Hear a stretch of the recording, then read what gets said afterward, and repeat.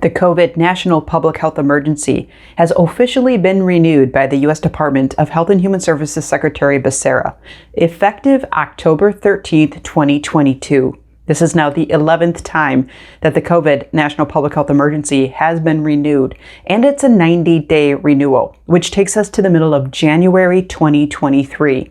This renewal was expected because the feds have promised 60 days notice before there's any end date to the public health emergency. So if the public health emergency were to have come to an end in the middle of October of 2022, we would have heard about it back in August of 2022. And we didn't get that notice from the feds, so we knew this renewal was coming. And the renewal means some changes continue, both regulatory changes and changes to funding, along with a continuation of some public health protections, financial aid programs, and Medicaid program changes. Most notably, the continuous eligibility and Medicaid provision, which means people aren't being terminated from Medicaid at least until the end of the national COVID public health emergency.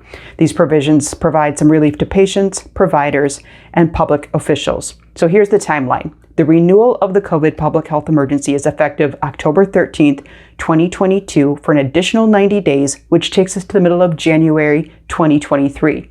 60 days notice before that January 2023 date will be the middle of November 2022.